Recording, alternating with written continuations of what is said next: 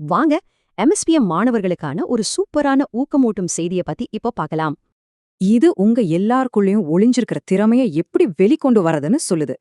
சரி, இந்த விஷயம் ரொம்ப முக்கியம். இத இப்படி யோசிச்சு பாருங்களேன். ஒவ்வொரு மாணவரும் ஒரு விதை மாதிரி. அதுக்குள்ள ஒரு பெரிய சக்தி ஒளிஞ்சிருக்கு. ஆனா சும்மா விதைய நட்டா மட்டும் போதுமா? அதுதான் இங்க கேள்வி. பாருங்க, ஒரு செடி வளர தண்ணி, வெயில் எல்லாம் தேவையோ அதே மாதிரி தான் மாணவரோட திறமைக்கும். உங்களோட அந்த தனித்திறமை எதுல வேணா இருக்கலாம். ஆனா அத நாம தான் அங்க வளர்த்து எடுக்கணும். ஆனா சில சமயம் நம்ம மனசுல வர்ற ஒரே ஒரு சின்ன நினைப்பும் எல்லாத்தையும் தடுத்துடும். அதுதாங்க இந்த முடியாதுங்கிற வார்த்தை.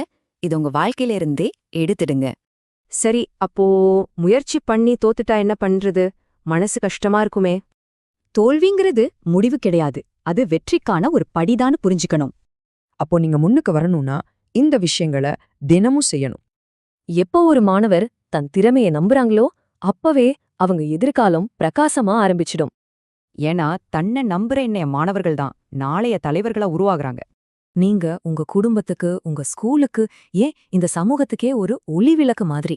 கடைசியா இந்த முக்கியமான விஷயங்களை மனசுல வச்சுக்கோங்க. முதல்ல நாம கனவு காண்போம். அடுத்ததா அந்த கனவுக்காக முயற்சி செய்வோம். கனவும் முயற்சியும் சேர்ந்தா வெற்றி நிச்சயமா நம்மள தேடி வரும். சரி, இன்னைக்கு நீங்க உங்க திறமைங்கிற விதைக்கு என்ன செய்ய போறீங்க?